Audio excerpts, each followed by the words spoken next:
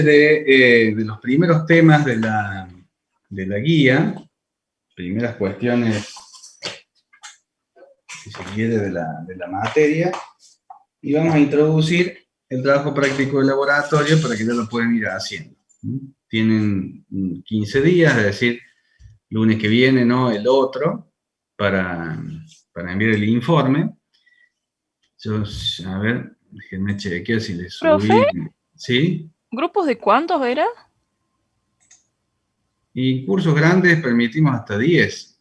En cursos como este. Sí, pueden ser de 5 a 10. Ahí está, gracias. Quería chequear. Bueno, no, quería chequear que no les había subido un ejemplo. Yo les voy a subir ahí abajo donde está la guía de trabajos prácticos. Un ejemplo de un informe de laboratorio del año pasado, como para que tengan de referencia. De todas maneras, vamos a hablar del tema.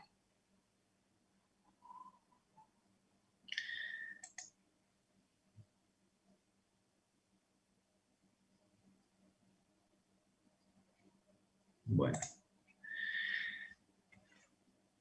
Bien.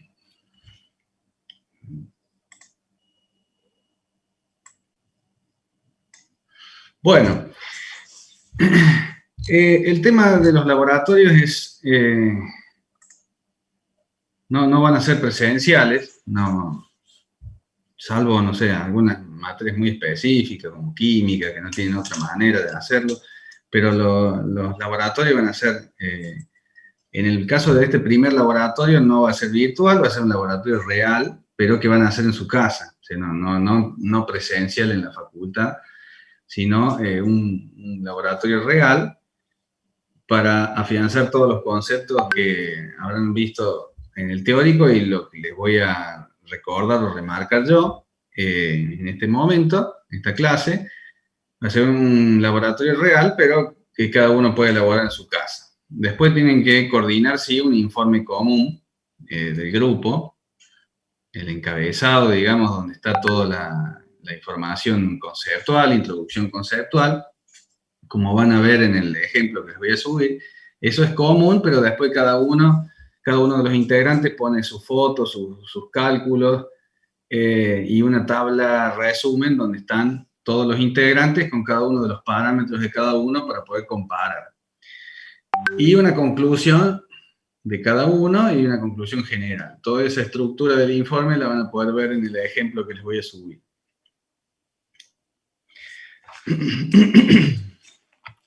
Bueno, si bien el programa empieza con el tema de las escalas termométricas y las escalas, digamos, termómetro, principio de funcionamiento de termómetro, eso es un tema que desarrolla el teórico. De ese bolilla, el único tema que a mí me interesa que quede claro es el de los saltos térmicos. Perdón.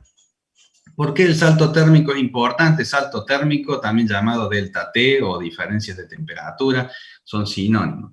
Es la resta de una temperatura con otra. ¿Por qué es tan importante esto del delta T?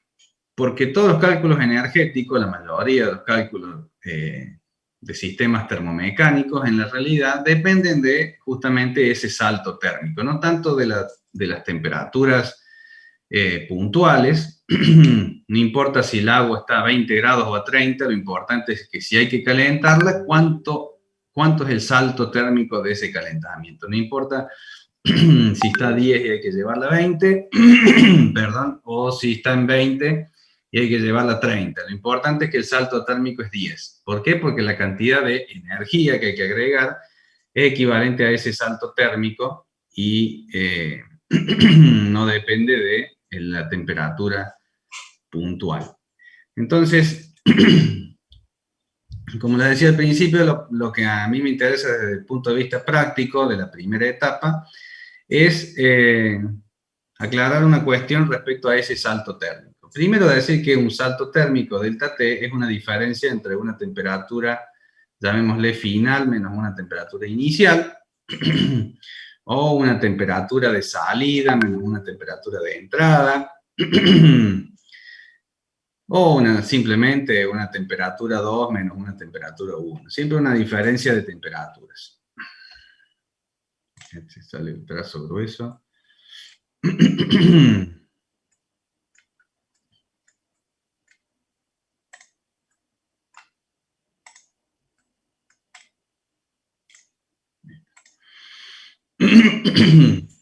Bueno. Diferencias de temperatura. ¿Por qué les decía que me interesa? Porque las ecuaciones las vamos a hacer siempre en las unidades del sistema internacional. Las unidades del sistema internacional son el kilogramo para la masa, el metro para la longitud, segundo para el tiempo y Kelvin para la temperatura. Y la mayoría de las veces los datos de temperatura están en centígrados. Entonces, donde encuentran una temperatura suelta, en una ecuación, por ejemplo, la ecuación general de estado, que vamos a ver más adelante para los gases, que dice presión-volumen igual nRT. Esta temperatura es una temperatura suelta. Si yo digo la presión del gas es tanto, el volumen es tanto, número de moles, constante general de los gases, ¿cuánto vale la temperatura? Bueno, despejan acá, o si tienen que calcular otra cosa, tienen una temperatura suelta.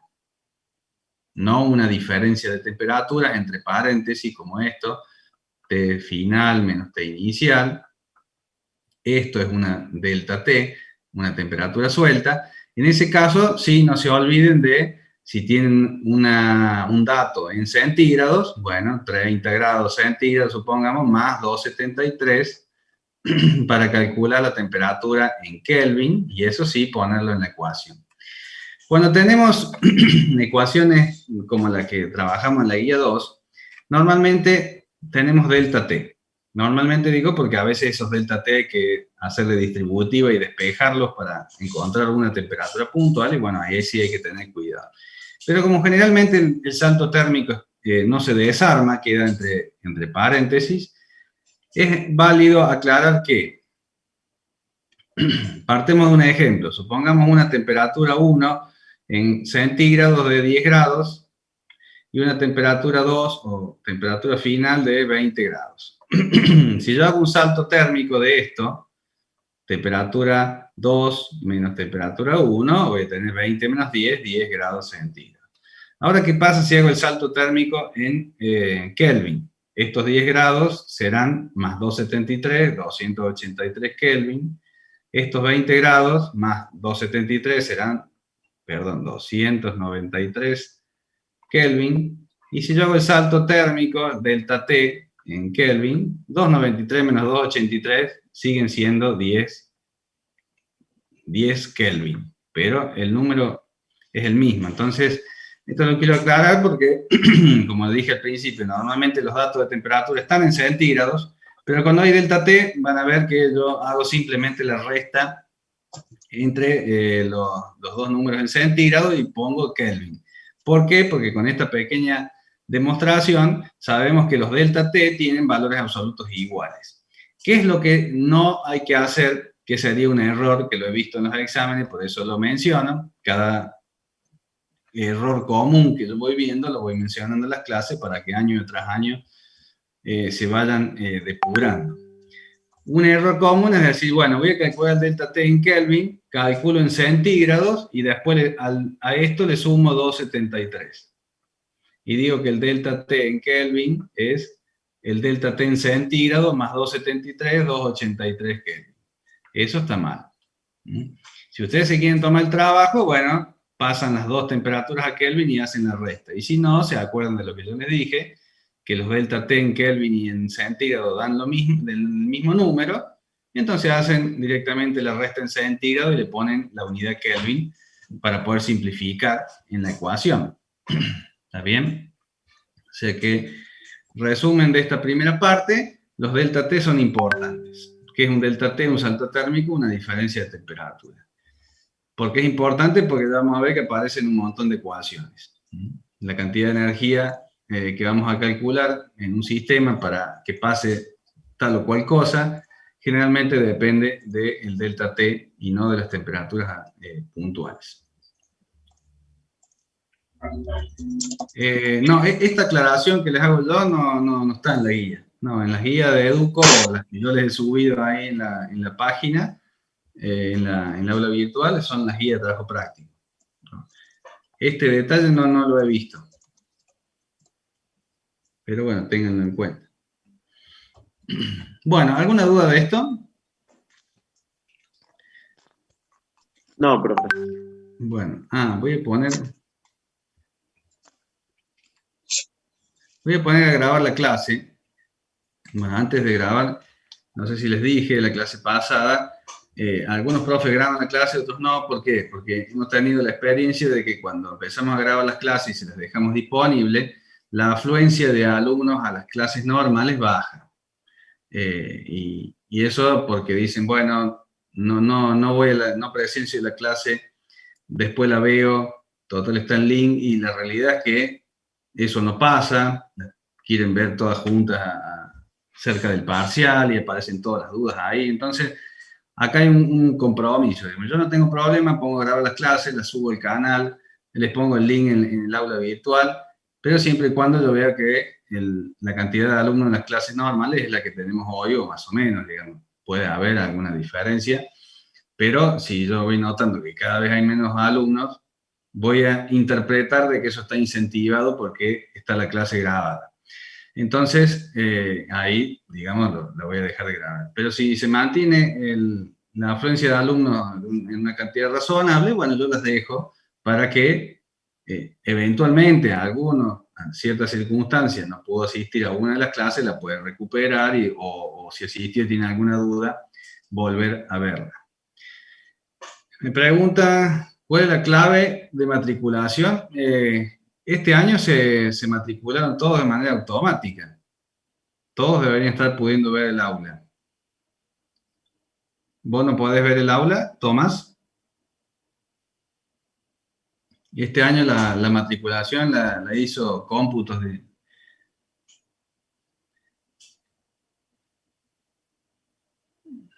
Bueno, a ver. Yo te anoto tu legajo y veo si te puedo matricular provisoriamente para que puedas ingresar. 79.165. Viader Tomás. Bueno. Listo. Yo ahora, después de que termine la clase, veo si te puedo matricular directamente, como hasta que no se acomode esa cuestión. Bueno, listo. Entonces vamos a poner a grabar. Borramos esto y vamos a lo nuestro. Profe, Sí. una consulta. Sí. ¿Las clases van a durar hasta el horario que dice en el... ok. Gracias. Sí, hasta las 12, porque justo a las 12 tengo el 1K5, o sea que ahí sin empalmado directamente. Así que si vemos que las clases se extienden un poco, vamos a tratar de... Yo también tenía así el horario, pero... Sí. ¿A qué hora está terminando ingeniero Torri de darles teórico? A las 10 A las en punto. 10. Bueno, entonces posiblemente si vemos que nos hace falta un par de minutos más y hay algunas dudas de eso, bueno, hoy tengo que cortar ahí a las 12 porque tengo el otro curso, pero si hace falta más tiempo podemos comenzar 10 minutos antes, en vez de a las 10:30 podemos comenzar 10:20, pero lo vemos para la clase que viene. Si es así, yo les aviso por autogestión y les cambio ahí en el link, en la descripción, que empezamos un rato antes. Bueno. Listo, profe, gracias.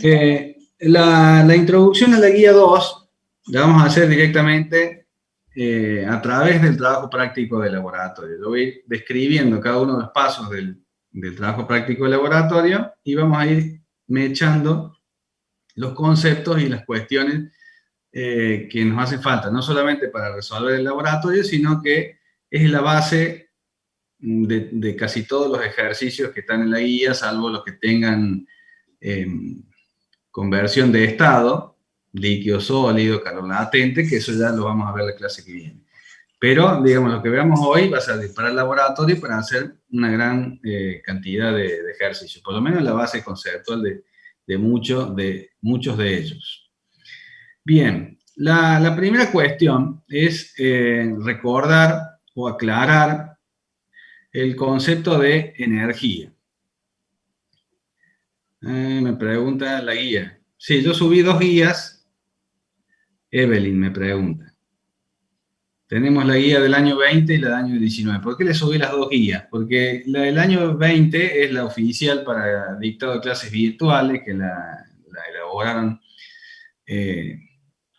con cierta premura el año pasado, y había varios enunciados que tenían errores de datos, entonces no sé si los han corregido. Esa es la última versión, pero no sé si están todos corregidos. Entonces yo le subo la del 2020 y también bájense la del 19, de manera tal que si ustedes ven que no llegan a algún resultado, puedan consultar la del 2019 para ver si estamos ante alguno de esos errores que yo les digo.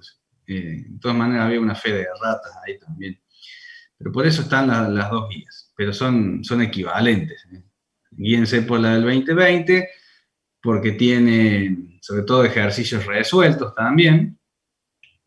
Y eventualmente, si encuentran algo que no les cierra, bueno, pues pueden consultar en la otra guía. Por eso están las 2 nada más. De hecho, la del 19 seguramente la vamos a borrar porque es un escaneo nuestro. La otra es oficial. Bien, aclarado esto, volvamos al término de la energía. Entendiendo este trabajo práctico, comprendiéndolo bien, pueden comprender muchas cosas de la vida real. Les digo, con conocimiento de causa. Yo trabajo mucho en industria, en sistemas termomecánicos, más allá que yo soy ingeniero electrónico y también obviamente trabajo en esa área.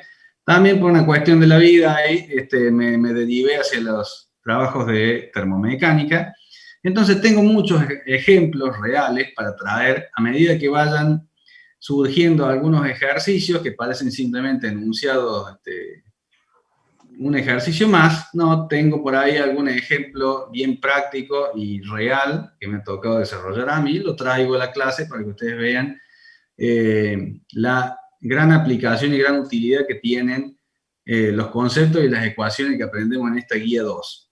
Fundamentalmente para los estudiantes de ingeniería industrial, que tienen como tantas otras responsabilidades dentro de una industria, las acometidas de las máquinas, es decir, los servicios de las máquinas industriales, tanto acometidas de eléctrica como de agua, de enfriamiento, calefacción y demás. Entonces, y todo eso está regido por las leyes de la termodinámica que estudiamos ahora. Entonces, bueno, tengan en cuenta todas estas cosas perfectamente aplicables en la práctica. Así como lo vemos simplemente en un laboratorio casero, lo podemos traspolar a situaciones reales. Entonces vale la pena tratar de absorber todos los conocimientos posibles de esto, porque realmente es útil, es muy aplicable y fundamentalmente para los ingenieros industriales. Bien, comencemos. La energía. ¿Cómo me gusta explicar a mí la energía? Esta forma que yo la explico tampoco es inventada por mí, la leí en algún lado, me pareció útil, me pareció más clara, y es fuera, digamos, de las definiciones estándares de energía, como capacidad de realizar trabajo y ese tipo de formas de expresarlo, que si bien está perfectamente correcto, por ahí no alcanza a transmitir realmente lo que significa. La energía, así como la matemática, los números, son inventos del ser humano para tratar de entender, manipular y predecir los fenómenos naturales. En el mundo no nació con matemática, ni números, ni conceptos físicos, nació con fenómenos. Y el ser humano es el que ha inventado los números, la suma, la resta, todos los cálculos matemáticos y también el término energía. Entonces arranquemos de ahí. Son todas definiciones que se inventaron por algo, por alguna necesidad. La suma habrá sido necesidad de contar los animales del ganado, y bueno, la energía, ¿por qué? ¿Por qué se define un término específico en la física para definir qué? Bueno, el término energía nace para definir una necesidad que se determinó, o sea, se descubrió que los sistemas no se podían transformar espontáneamente, necesitaban de algo, y ese algo se le llamó energía. Así que, dicho de manera muy simple, la energía es el término que se le aplicó a ese algo, entre comillas, necesario para producir transformaciones en los sistemas. Fíjense que yo digo transformación de los sistemas, no digo transformación de la energía. Comúnmente uno habla de transformación de la energía, para mí es más simple decir, la energía es un término bien abstracto que representa ese algo necesario para producir los cambios o las transformaciones de los sistemas. Es decir, la energía es necesaria para producir un cambio en el sistema, pero el que se transforma, el que cambia, es el sistema, no el concepto de energía. El concepto de energía es único. Vamos con un ejemplo para que se entienda bien. ¿Qué es una transformación? Una variación de algo. No hace falta que sea una gran transformación física. Una variación de temperatura, un salto térmico como el que vimos recién, es una transformación. Un kilo de agua que se encuentra a 20 grados en un determinado momento y en otro determinado momento se encuentra en 30, quiere decir que se transformó ese sistema. Esa elevación de temperatura es una transformación del sistema. Como en física 1 vieron, una deformación de un resorte. Ese sistema resorte se transformó. Un vehículo que estaba a una velocidad y de pronto está a otra velocidad, más baja, más alta, como sea. Ese sistema se transformó. Cualquier variación que haya en otros parámetros físicos es un sistema que se transformó. Entonces, de lo que dije antes, lo que podemos decir es que ningún sistema se puede transformar sin agregar o sacar energía. ¿Se entiende? Si cualquier cosa me interrumpen, abren el micrófono y me preguntan. Profe. Porque esto sí. Para redondear entonces un poquito la definición, como le gusta a usted, de energía. Podríamos decir que la energía es un término abstracto que explica la capacidad de cambiar de estado de un sistema. Sí, me gusta, está bien. ¿Está bien? Bueno. Explica o se ha inventado para explicar las transformaciones de los sistemas. Sí. La energía es la magnitud física necesaria para transformar los sistemas. Dicho de otra forma, ningún sistema se puede transformar sin mover energía, ya sea agregarle o sacarle, dependiendo de la dirección de la transformación. Pero ningún sistema se puede transformar sin mover energía de ese sistema, ya sea agregándole o sacándole.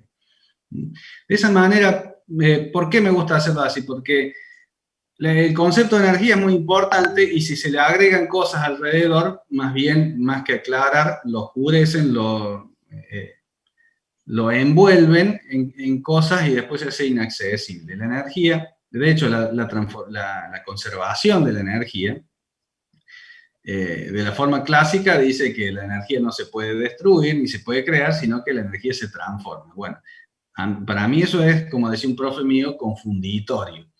Porque la energía, si dijimos que es un concepto abstracto que se ha inventado para explicar estas cuestiones, entonces va a decir cómo la energía se transforma. Es decir, la energía es un concepto único. A mí me gusta decirle que la energía no se transforma. Lo que se transforman son los sistemas. La energía lo único que puede hacer es moverse.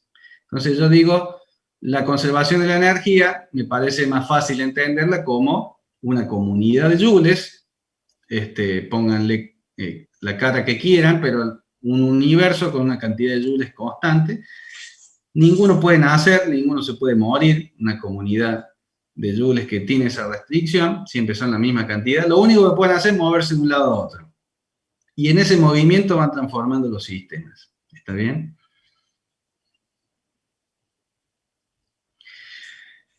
Bueno, entonces, si la energía es la que transforma los sistemas o es esa magnitud física que llamamos energía, es la que explica, la que nos permite a nosotros como herramienta explicar por qué se transforman los sistemas y de mensurarlo, eso es lo más importante. Podemos darle un número para poder manipularla. Por ejemplo, en el caso del laboratorio, nosotros simplemente vamos a calentar desde la temperatura ambiente hasta la temperatura de ebullición 1 kilo de agua, es decir, 1 litro de agua. Esa es nuestra transformación. tendremos en un caso una pava eléctrica, en otro caso una pava común, convencional, en la cocina, en la hornalla, y el experimento es calentar ese kilo de agua, desde la temperatura ambiente hasta la ebullición. Como hemos dicho recién, eso es una transformación, una variación de temperatura, de una temperatura inicial a una final. Podemos ir anotando cosas acá. Temperatura inicial será la temperatura ambiente. La temperatura final la tomaremos como 100 grados centígrados, porque justamente para no tener tantas incertidumbres en el experimento, la vamos a tomar como 100 grados. Vamos a hacer que llegue al hervor, apenas llegue al hervor, no más que eso, y sabemos que ese kilo de agua está a 100 grados. Pava eléctrica, en un caso con su base, su cable y su enchufe, y en el otro caso será una pava común en la hornalla. En ambos casos tendremos 1 kilo de agua y acá también tendremos 1 kilo, 1 litro, es lo mismo, densidad 1. Necesitamos medir esta temperatura y esta la vamos a estimar en 100 grados. ¿Por qué necesitamos medir? Y acá una aclaración respecto a lo que hemos hablado de energía. Si yo digo energía es una sola, entonces, ¿qué hacemos con los términos? Energía potencial, energía cinética, trabajo, calor, justamente el de ahora que nos toca calor. ¿Por qué hay tantos términos? Energía, frases que empiezan con energía y le sigue otra palabra, infinitas. Imagínense, energía mareomotriz, energía eólica, energía atómica, energía. ¿Qué son todas esas cosas? Todas esas cosas son como apodos o sobrenombres que se le da a la energía para simplemente ponerle una etiqueta y diferenciar cuál fue la transformación del sistema que produce el ingreso o salida de la energía. O sea, la energía es una sola, entra a un sistema. Dependiendo de lo que haya hecho ese ingreso de energía, depende de la transformación, del tipo de transformación que produjo en ese sistema, le ponemos un nombre distinto. Si la energía entró a un sistema y le varió la temperatura, estamos en el derecho de decir que a esa energía le podemos llamar calor. ¿Está bien? Porque si no empieza otra confusión. ¿Por qué calor se mide en Joule? ¿Por qué la energía se mide en Joule? ¿Por qué el trabajo mecánico se mide en Joule? ¿Y por qué la energía cinética se mide en Joule? Y básicamente porque es lo mismo. Son todas cosas energía. Son todas energías. Si no, en física 1 no podrían haber igualado, por ejemplo, un medio masa velocidad al cuadrado igual a un medio de K por delta X al cuadrado. ¿Se acuerdan cuando hacían, por ejemplo, el auto choca al resorte? ¿Cuál fue la deformación del resorte? Ustedes igualaban fórmula de energía cinética con fórmula de energía elástica. ¿Por qué energía cinética y elástica igualadas? Y porque son lo mismo. Entonces, ¿qué más demostración que esa de que los distintos nombres simplemente refieren a qué tipo de transformación produce la energía cuando entra y no una transformación de sí misma? O sea, el concepto de energía es uno solo. Bueno, entonces, estamos viendo la guía que empieza, que dice calor. Bueno, ¿por qué calor? Simbolizado con Q. Porque en este caso vamos a analizar los sistemas que se transforman variando su temperatura. Como toda transformación, lo dijimos en la definición, necesita entrar en agregar o sacar energía. Si vamos a aumentar la temperatura, evidentemente necesitamos agregar energía. Si vamos a bajar la temperatura, necesitamos sacar energía. Bien, como son tan variadas las transformaciones, podemos transformar cualquier cosa, entonces también tendremos infinitas ecuaciones. Queremos variar la velocidad, tenemos una ecuación que ya la vieron en primer año. Queremos deformar un resorte, tenemos una ecuación que nos determina cuántos joules necesitamos. Para variar la temperatura necesitamos otra ecuación, que en este caso es bastante simple, energía, que en este caso le podemos decir Q, calor, porque este agregado de energía va a modificar la temperatura. Es simplemente masa, calor específico, delta T. Delta T es el salto térmico que vimos recién. Temperatura final menos temperatura inicial. Entonces, masa, calor específico, temperatura final menos temperatura inicial. Bien, entonces, con esta ecuación podemos determinar cuánta energía hace falta para que esta transformación se produzca. Estamos dentro de la necesidad de por qué se inventó este término. Dijimos, para poder manipular, para poder predecir qué pasa en los sistemas. Entonces, el hecho de tener una sola ecuación, una sola magnitud física que nos permite predecir semejante cosa, es bastante interesante. Es decir, yo sé exactamente, inventé el término energía, le puse una unidad que se llama Joule, y yo sé exactamente cuántos joules hacen falta para que este cambio se produzca. Entonces, es una herramienta que me permite a mí determinar cómo y cuánto necesito para realizar esa transformación. Bueno, supongamos que tenemos 1 kilo de agua, 1 kilogramo, la temperatura, supongamos que es 25 grados. Respecto a la temperatura ambiente, ¿cómo la vamos a medir? El que tenga un termómetro de inmersión, lo pone adentro del agua y lo mide. Perfecto, sería lo ideal, que cada uno tenga un termómetro o consiga un termómetro y mida la temperatura del agua en la pava. Lo que sí es necesario que esa pava esté reposando, que no haya sido usada inmediatamente, que tenga, digamos, energía residual, esté caliente, o sea, que haga por lo menos 1 hora que está ventilándose. Después cargan con el kilo de agua, el litro, el kilo de agua, y también la dejan reposar por las dudas, en la canilla, haya estado usando el agua caliente, o lo que fuera. Entonces, la pava reposando un rato, media hora, el agua dentro de la pava también reposando durante otra media hora, de manera tal de que estemos seguros que hay un equilibrio térmico entre la pava, el agua y el ambiente. Eso es importante porque ahí dejamos, digamos, sacamos de lado las incertidumbres más grandes, cuando por ahí dan cosas, los resultados dan cosas que no pueden ser. Bueno, generalmente es por eso, porque la pava ha sido usada hace un ratito, o el agua se cargó de la canilla y resulta que habían estado usando el agua caliente inmediatamente antes de que ustedes usaran esa canilla. Entonces, dejándola reposar por lo menos media hora la pava sin nada, o si ponen la pava con el agua, la dejan 1 hora, ya vamos a estar bastante seguros de que tenemos la temperatura del agua, de la pava, de todo el conjunto, equilibrada con la temperatura ambiente. Y ahí se mide la temperatura del agua. Si no tiene un termómetro de inmersión, a lo mejor tiene un termómetro del ambiente, entonces asegurándose de que la pava está a temperatura ambiente, miden el termómetro que tengan colgado por ahí y ven la temperatura del ambiente y toman esa temperatura inicial. Si no tienen ningún termómetro, ni de inmersión ni de ambiente, lo que pueden hacer es tomar la temperatura del pronóstico. Se fijan en internet la temperatura que está haciendo en la ciudad, y si ustedes, bueno, saben que siempre esa temperatura que informan es, no sé, 1 grado menos, 1 grado más de la que normalmente tienen, bueno, toman esa temperatura como la temperatura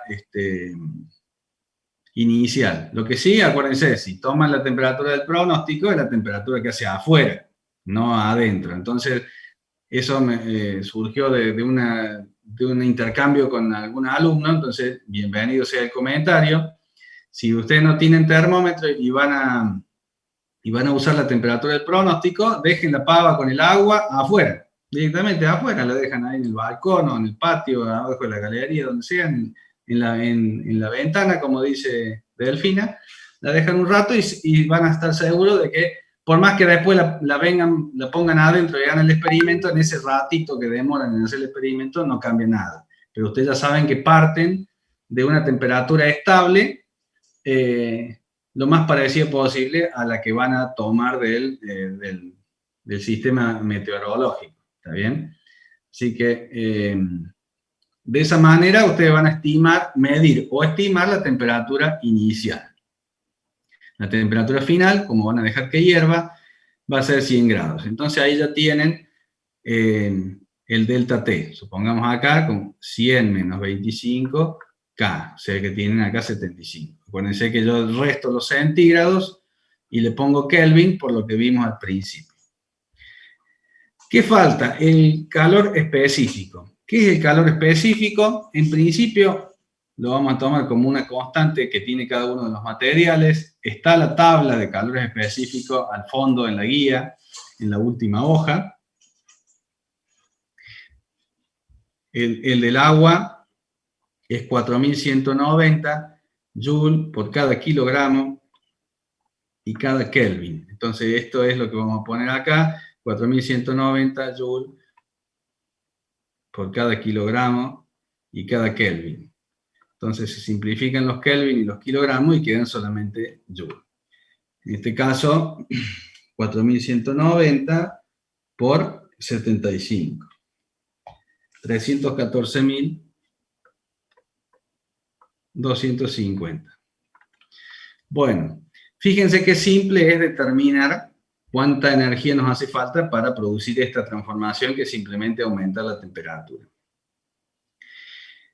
Sobre el calor específico, no sé si ya habrán desarrollado algo en el teórico, pero desde el punto de vista práctico, fíjense que tiene mucho para hablar. El calor específico es la cantidad de energía por unidad de masa, que hace falta agregarle a ese material para que se eleve su temperatura 1 grado. Es decir, si comparamos, por ejemplo, el agua y el aceite tiene 2000, más o menos, dependiendo del tipo de aceite, pero tiene 2000 joules por cada kilogramo para una elevación de 1 Kelvin. Una elevación de 1 Kelvin o una elevación de 1 centígrado es lo mismo. Estamos hablando de un delta. Entonces, ¿cuánta energía hay que agregarle para que 1 kilo de agua eleve 1 grado? 4190 joules. ¿Cuánta energía hace falta para que 1 kilo de aceite eleve 1 grado? 2000, o sea, menos de la mitad. O sea, si ustedes ponen un vaso con 200 gramos de agua en el microondas y lo ponen a una potencia al mismo tiempo, supongamos 30 segundos al 100%, se eleva la temperatura de esa agua una cantidad. Si ponen la misma cantidad de aceite, 200 gramos, temperatura máxima 30 segundos, ¿cuál se va a calentar más? ¿Cuál va a tener más temperatura, el agua o el aceite? ¿Alguien se anima a arriesgar? El aceite. El aceite. ¿Por qué? Porque la capacidad energética del aceite es menor, se llena más rápido. Véanlo como si fuera un contenedor de energía. Un contenedor del mismo tamaño. 1 kilo de agua, 1 kilo de aceite, 200 gramos de agua, 200 gramos de aceite. Le meto la misma cantidad de energía, le decimos el microondas, al 100% 30 segundos, es decir que el microondas está liberando la misma cantidad de energía, el aceite va a elevar más su temperatura porque se llena más rápido. Véanlo como un contenedor de energía más chico. El aceite con 2000 joules ya levanta 1 grado. El otro, recién a los 4190, va a levantar 1 grado. Por eso es que si ustedes ponen el 100%, la taza de cerámica se va a calentar mucho más rápido que el líquido que tienen dentro. La van a tener que dejar reposar para que haga equilibrio. Que un calor específico sea más grande, que se caliente más lento, es beneficioso desde el punto de vista práctico. Porque para transportar energía, si no saben, se los digo, en la industria se transporta energía con aceite, con cañerías y bombas de aceite, y también lo más común es que se transporte energía con bombas y cañerías de agua. Se usa el agua justamente porque así como es más difícil calentarla, una vez que se calentó, con un volumen más chico, puedo meterla en un caño, bombearla, y con una cantidad más pequeña de agua bombeada puedo transportar la misma cantidad de energía que transportaría con aceite. De hecho, cuando se intercambia calor entre agua y aceite, la cantidad de aceite equivalente es mucho mayor, por esto del calor específico. No sé si se entiende lo que digo. Supongamos que quiero llevar 4190 joules de una sala de calderas hasta una máquina. Y bueno, con mover 1 kilo de agua, yo llevo ese 4190 joules con un salto térmico de 1 grado. Ahora, si quiero transportar esa misma cantidad de energía, 4190 joules, pero con aceite, ya no tengo que mover 1 kilo de aceite, tengo que mover más de 2 kilos. ¿Está bien? Entonces, desde el punto de vista del transporte energético, el agua es mejor que el aceite. ¿Está bien?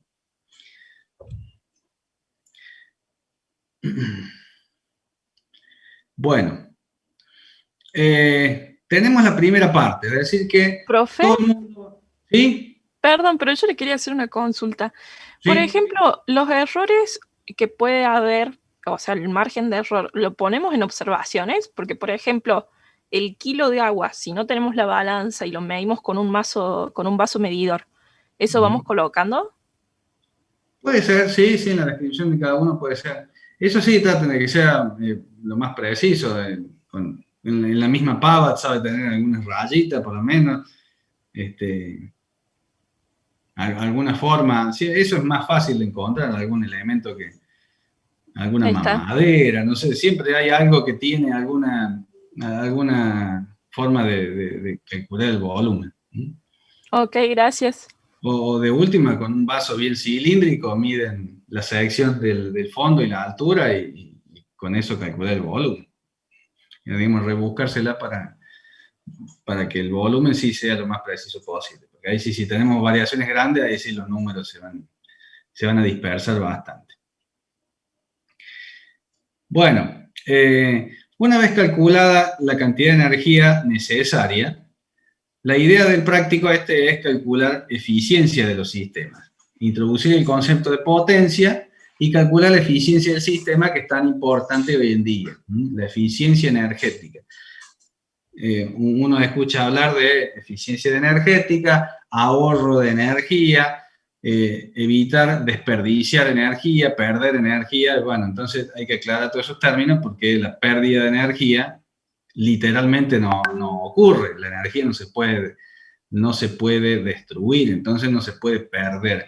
El término pérdida de energía refiere a que la energía se movió, efectivamente, que lo único que puede hacer es moverse, pero se movió a un lugar donde yo no quiero y no me es útil. En este caso, esta es la energía que yo necesito, la energía útil, son en este caso, en el ejemplo, 314.000 joules, pero lo que yo quiero ahora es medir cuánta energía voy a pagar. ¿Cuánta energía voy a pagar? ¿De dónde sale la energía? A algunos se les ocurre de dónde sale la energía esta. Si tengo una pava eléctrica, ¿de dónde sale la energía? Si yo sé que lo único que puede hacer la energía es moverse, lo veo como niños o pitufos moviéndose de un lado a otro. Bueno, ¿de dónde sale? ¿Profe? ¿Cómo? ¿De electricidad? De la electricidad, sí, de la electricidad, de la toma corriente, del enchufe. Ustedes pueden a lo mejor no conocer en profundidad de redes eléctricas, de transformadores, de corriente alterna y todas esas cosas, pero saben que viendo nomás el dispositivo no tiene otra forma que la energía haber entrado por acá. Si la pava no está enchufada, no anda. Entonces, la energía, los joules, entraron por acá y terminaron en el agua. No importa si por inducción, porque hay una resistencia, nos independizamos, digamos, de la complejidad del aparato, pero lo que yo sé es que acá entró energía y llegó al agua, porque si no, acá estamos demostrando, y aparte por lo que dijimos al principio, ningún sistema se puede transformar sin energía, en este caso sin agregar energía. No habría posibilidad de que el agua hubiera aumentado de temperatura sin que esa energía haya llegado de alguna forma al agua. Bueno, entonces hay que medir esta energía. Profe, si no fuera eléctrica, Si no fuera eléctrica y a gas, la energía ¿de dónde vino? De la hornalla, de la combustión del combustible. La energía, no importa cómo, y si es convección o radiación, una combinación de eso, nos independizamos del proceso por el cual la energía se movió, pero nosotros sabemos que acá hubo un movimiento de energía desde la hornalla hasta el agua. ¿Está bien? Y fíjense qué interesante que es el punto de vista energético, que por ejemplo nosotros podemos calcular cuánta energía tienen los alimentos que consumimos, cuánta energía necesitamos para caminar, Sin embargo, desconocemos totalmente cuál es el proceso interno del organismo que mueve esa energía de los alimentos a los músculos para que podamos caminar. Habrá que ser médico o para saberlo, yo no lo sé, pero sí puedo calcular de manera muy precisa la energía que necesito consumir en alimento para poder hacer tal o cual tarea. Acá pasa lo mismo, yo no sé si la pava es con inducción, con resistencia, no sé, y no sé cómo se produce el fenómeno de radiación y convección de la llama a la pava, pero yo sé que la energía de alguna forma salta. Nos independizamos del proceso y nos concentramos en la conservación de la energía, en el movimiento de la energía. Lo vemos saltando. Bueno, la energía que entró a la hornalla la vamos a llamar E2 y la energía que llegó al agua E1. Igual que acá, la energía que entró por el enchufe la vamos a llamar E2 y la que llegó al agua E1. ¿Por qué le pongo diferentes subíndices? Porque E2 es mayor que E1. La cantidad de energía que consumen los aparatos son mayores a las que llega al lugar donde se supone que el aparato tiene que mover. Fíjense que todos los aparatos son movedores de energía, mueven energía de un lado a otro, tratando de producir la transformación para lo cual fueron diseñados. Pero no toda la energía que consumen la mueven a ese lugar donde a mí me es útil. De ahí viene el término energía perdida, energía que se movió a un lugar inútil, a un lugar que no era el que yo quería. Si yo enchufo una pava y sé que estoy pagando por los joules que salen del enchufe, quisiera que todos esos joules fueran al agua, porque para eso compré la pava, pero por una cuestión de calidad constructiva y demás, no todos esos joules que entraron por el enchufe van a ir al agua. Van a calentar el propio enchufe, el cable, van a calentar la carcasa de la pava, la base, y eso finalmente va a terminar calentando el ambiente y no la pava. Una porción va a ir al agua y otra porción se va a ir a un lugar donde no... A ver, la energía que no sirve para el fin que vos querés que sea. Exactamente, sí. La energía que no sirvió para transformar el sistema como vos querías, que es inevitable. El ejemplo más práctico es el de la autocombustión. ¿Cuánta energía libera el combustible cuando explota en el cilindro? Supongamos 10. ¿Cuánta energía necesita el vehículo para moverse a velocidad constante? 2,5.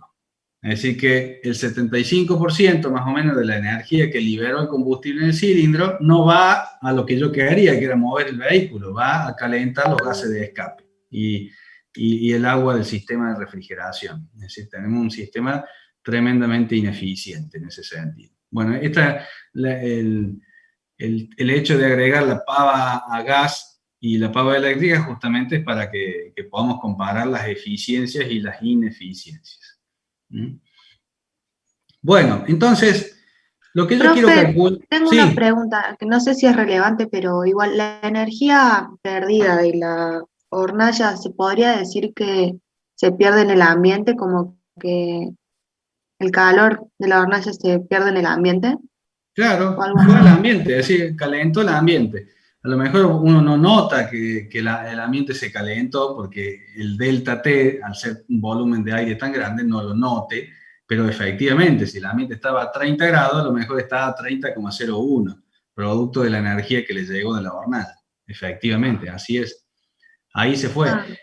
El hecho de entender que la energía no se destruye, sino que se mueve, entonces automáticamente les hace hacer este tipo de preguntas. Me alegro que surgen este tipo de preguntas, porque dice, si salieron 10 joules de la hornalla y llegaron 8 o 7, ¿dónde están esos 3? Porque si estoy convencido que es cierto que la energía se conserva y los joules no desaparecen, ¿a dónde se fueron esos otros 3 que no fueron al agua, al ambiente? Es el destino, digamos, final de la energía mal utilizada termina siendo el ambiente. Siempre. Bueno, gracias, profe. Bueno, entonces, el último cálculo que yo tengo que hacer, además de hacer todas estas mediciones, calcular la energía necesaria, es la eficiencia, que es la energía útil sobre el total pagado o el total aportado. Y la ineficiencia sería la energía inútil, es decir, esta E2 menos E1 sobre el total que es E2. Es decir, la diferencia entre lo total menos lo útil es la energía que se perdió o se fue a un lugar donde no nos es útil. Esa sería la ineficiencia. Y esta es la eficiencia. Esto 1 menos esto, por supuesto. Bueno, entonces, la energía útil yo ya la calculé, me hace falta calcular la energía 2. Para calcular la energía 2, tengo que introducir el concepto de potencia. ¿Qué es potencia? Potencia y energía tienen la misma relación que masa de agua y caudal de agua. Si yo hablo de masa de agua, 1 kilogramo, me imagino una cantidad de agua estática. Ahora, si yo les digo kilogramos de agua por segundo, ustedes ya imaginan agua moviéndose en un caño, cuestión dinámica. El valor en sí, masa de agua, kilogramos, o kilogramos por segundo, caudal másico de agua. Bueno, la potencia tiene esa misma relación con la energía. Es la energía por unidad de tiempo. Los joules por segundo. La unidad de energía es el watt, pero dentro del watt es joule sobre segundo. Quiere decir que esto es energía sobre tiempo. Potencia, energía sobre tiempo. Y si la potencia es constante, podemos pasar el tiempo para este lado, es decir, energía, potencia por tiempo directamente. Los ejemplos que vamos a tomar nosotros son de potencia constante para no tener que hacer integral. No complicar la matemática, sino centrarnos en lo conceptual. Bien, el fabricante de los aparatos, todos, cualquier aparato que se les ocurra, ya sea de un motor de un vehículo a una pava eléctrica, una cocina o lo que fuera, lo que está en la placa de características siempre es la potencia. Y acá en esta ecuación se puede ver claro por qué. Porque el fabricante no puede decirle cuánta energía consume. Si le dice cuánta energía consume, le está mintiendo o no sabe, porque depende del tiempo que lo tengan andando. Lo que el fabricante puede garantizar es cuánta energía por unidad de tiempo en marcha consume. Es decir, lo que el fabricante siempre publica es la potencia. Energía por unidad de tiempo que consume, que transporta, que mueve, pero siempre potencia. Entonces acá tiene que quedar claro el concepto de potencia, la energía por unidad de tiempo. ¿De dónde vamos a sacar la potencia? Dan vuelta la pava en la base, o en la base eléctrica, o en la misma base de la pava, tiene una plaquita que dice cuál es la potencia. Tantos watts, es decir, tantos joules segundo. Si encuentran alguna pava donde tiene un rango de potencia, eso es porque depende del voltaje que tengan en el enchufe en ese momento. Si alguien tiene un tester y quiere medir la tensión y lo saca exactamente, bueno, hacen la regla de 3 simple. Y si no, directamente hacen un promedio. Por ejemplo, si dice de 2000 a 2400 watts, y bueno, tomen 2200, hacen un promedio. Pero lo leen directamente de la placa.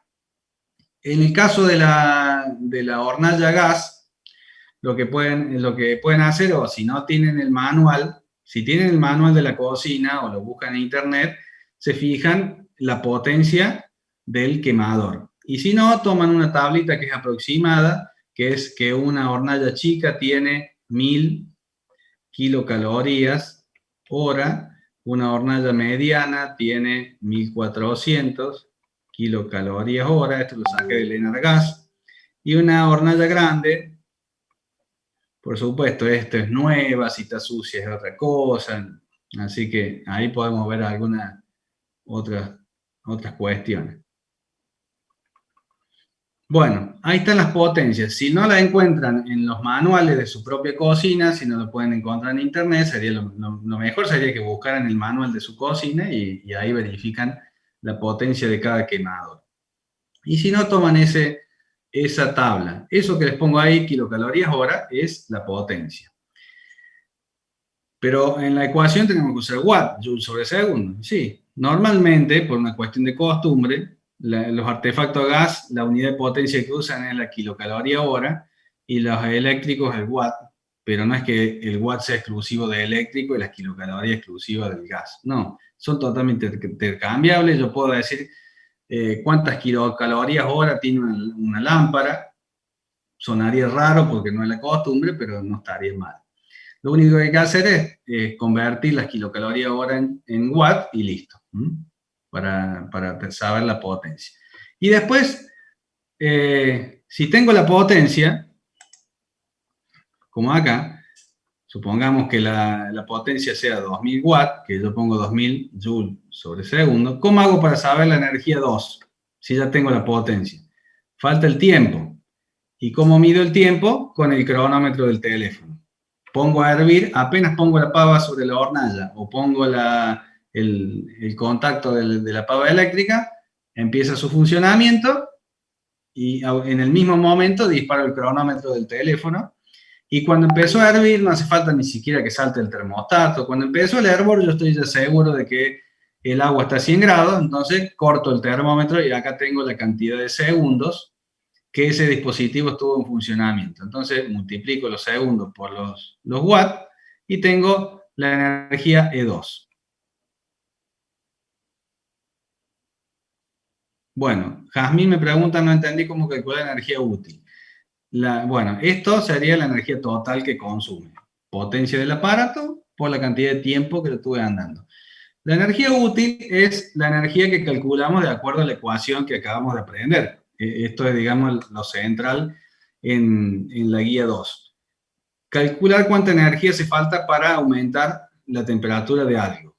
Simplemente con la ecuación masa, calor específico, delta T. En este caso tenemos 1 kilo de agua. Entonces masa 1 kilo. Calor específico, tengo agua, uso el calor específico del agua. 4190. ¿Cuál es el salto térmico que yo le quiero imprimir a ese kilo de agua? Bueno, en este caso dije 25, ustedes pondrán la temperatura inicial que tengan, 100 menos 25. Entonces, multiplicando masa, calor específico, por el salto térmico, ahí obtengo la energía útil, E1, que necesito para que esa transformación se realice. ¿No? Está bien, bueno, listo. Entonces, de esta forma calculo tanto para la pava eléctrica como la pava gas, porque la transformación es la misma, elevar la temperatura del agua, cuál es la energía útil que necesito. Después mido la que consumió realmente, tanto la de gas como la eléctrica, verifico esto. Si no se verifica esto porque algún error han cometido, no han dejado suficiente tiempo el agua reposar o algún error. Si esto es al revés, no puede ser. Ustedes saben que no pueden entrar 10 joules por acá y en el agua necesitar 12. No puede ser, porque esos dos no pueden venir de la magia. Ustedes ya saben que lo que sí puede pasar es que acá entren más de lo que necesito y se desperdicie y se vaya al ambiente el resto.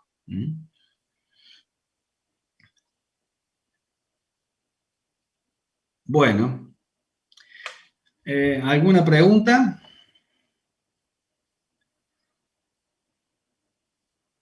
Profe, ¿podría Sí. repetir lo último que explicó para calcular el tiempo de los segundos con el cronómetro?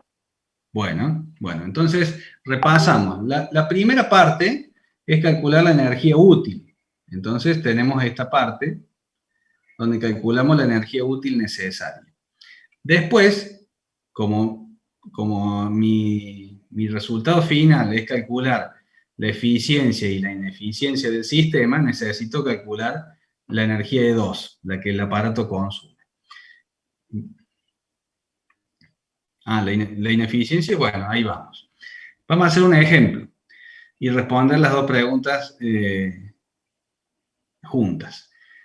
La potencia es energía por unidad de tiempo, por lo tanto, si quiero calcular energía, paso el tiempo que está dividiendo, lo paso multiplicando y tengo energía potencia por tiempo. Determino cuál es la potencia de mi aparato, de mi hornalla o de mi pava, supongamos que sean 2000 watts o 2000 joules sobre segundo.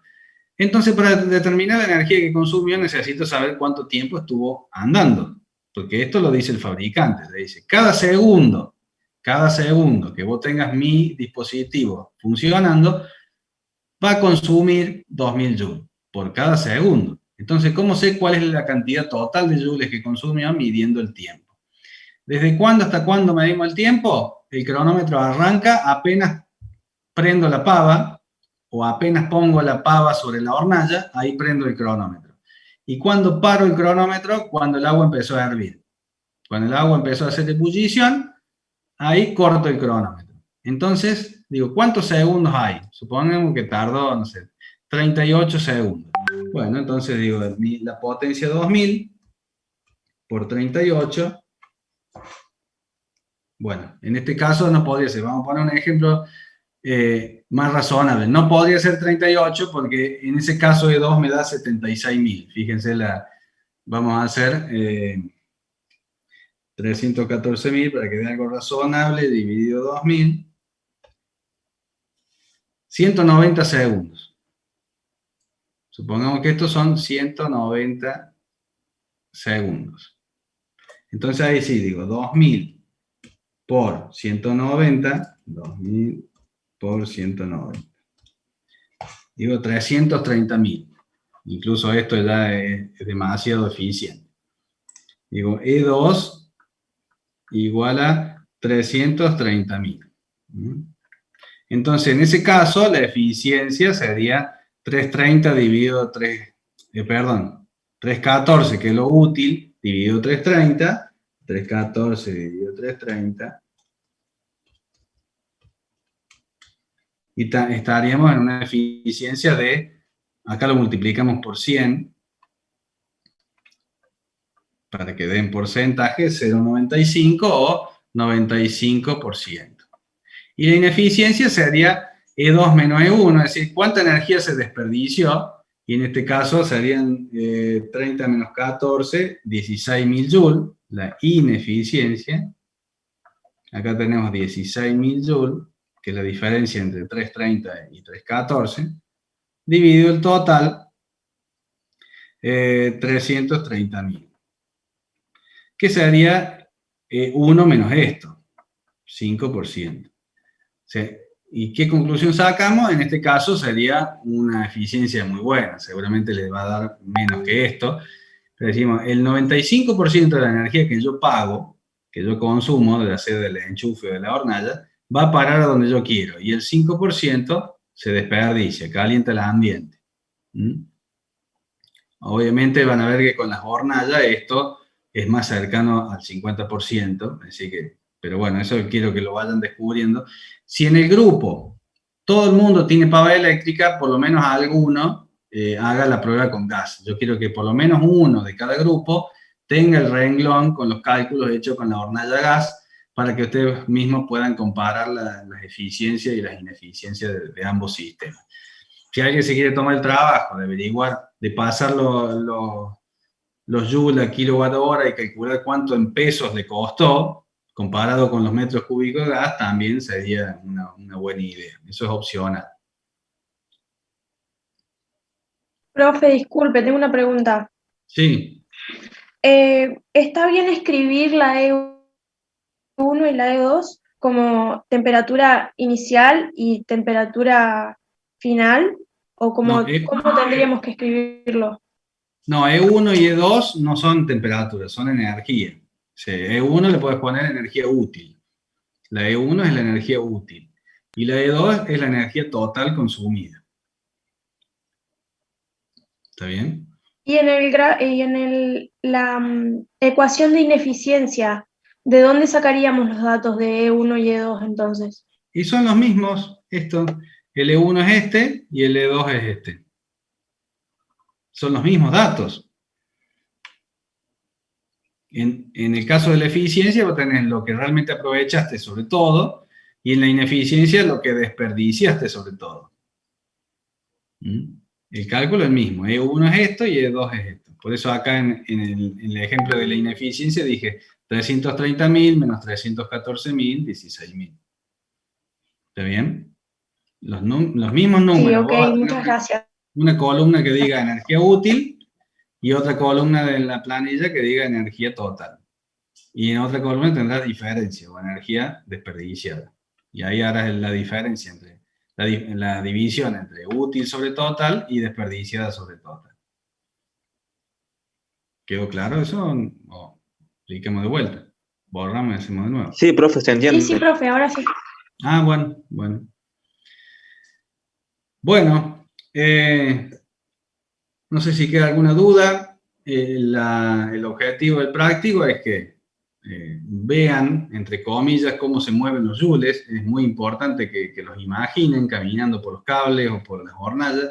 Es la mejor forma después de pararse al frente de un sistema real y diagnosticarlo. A mí, ese simple hecho de ver los joules moviéndose, por más que uno parezca loco, me ha hecho llegar a buenos términos en discusiones donde hay incluso muchos ingenieros mecánicos opinando y de cosas que con simplemente entendiendo la conservación de la energía uno puede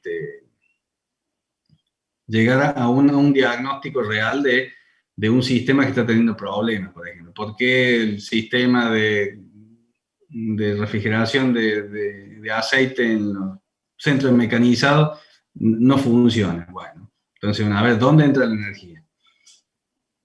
En los centros mecanizados. Yo estoy refrigerando el engranaje con aceite. Bueno, la energía que adquiere el aceite tiene que venir del mecanizado. ¿Cuánta electricidad consume el centro mecanizado? Tantos kilowatt hora. Bueno, entonces al aceite no le puede entrar más energía que la energía que viene por el cable en ese centro mecanizado. ¿Me siguen? Entonces digo, yo puedo calcular cuánta es la energía que puede ganar el aceite en ese sentido. Entonces yo puedo calcular cuánta refrigeración hace falta. Entonces es muy útil poder ver a la energía, entre comillas, ver a la energía por dónde entra, por dónde sale, cómo se mueve, porque las ecuaciones que hay detrás de, una vez que uno analiza los sistemas reales y determina cómo se mueve la energía, hacer las ecuaciones en un papel, les puedo asegurar que es tan sencillo como lo que acabamos de ver en la clase. Más ecuaciones, más términos, pero no tiene ninguna matemática compleja.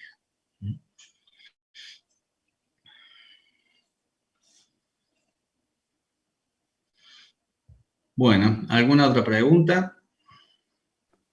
Profe, yo tengo Sí. una consulta con respecto a cómo plasmar la información de todos de todos los integrantes del grupo, digamos, Bueno. en el informe. Bien, eso para hacerlo bien concreto, yo ahora apenas, si cortamos un ratito antes de las 12, le subo ya mismo el informe de ejemplo. Tomé un informe del año pasado que está bastante completo para que lo tengan de referencia. Ahí está toda la estructura, como me parece que es mejor armado, ¿eh? Desde la carátula, el índice, las conclusiones, la tabla le pueden agregar columnas si les parece, los alumnos arriba y los datos abajo, en vertical, eso no importa, pero mientras esté toda esa información, no hay problema. Ahora le subo, terminamos la clase e inmediatamente le subo el ejemplo, para que quede claro. Buenísimo, gracias. De nada. ¿Algo más?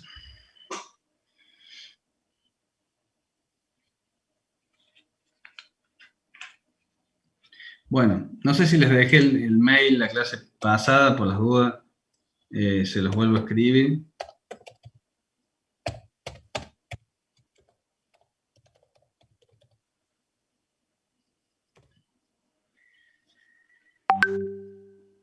Tienen 2 semanas para entregar el informe y cuando me envíen el informe en el asunto, pónganle tal cual TP1 espacio 2D4 espacio y los apellidos. O sea que en el asunto pongan exactamente eso, TP1 espacio 2D4 espacio y ahí sí ponen los apellidos separado por espacio, no importa. Entonces yo hago una regla que diga todos los asuntos que comienzan con esto, las clasifico, así no se me mezclan porque después me llegan los informes y las preguntas, todo junto, entonces así lo clasificamos automáticamente y no se me pierde ninguno. Porque si no después me reclaman, profe, en el sistema académico a mí me falta la nota del trabajo práctico y demás. Sí, los grupos traten de que sea de 5 a 10.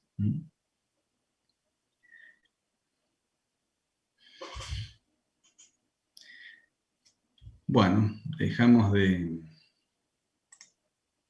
compartir.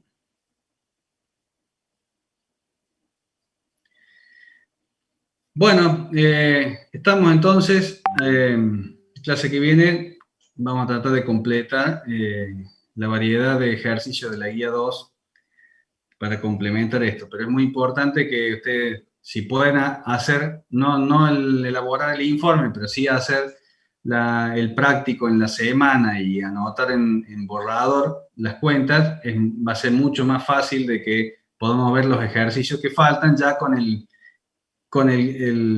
la información premasticada, digamos. Si ustedes hacen el práctico antes, más allá de que no elaboren el informe, va a ser más fácil y más útil para cuando hagamos el resto de los ejercicios. ¿Mm? Y ya después, a partir del lunes que viene, queden liberados para poder resolver toda la guía 2. Bueno, si no hay más preguntas, más dudas, muchas gracias por la presencia. Nos vemos.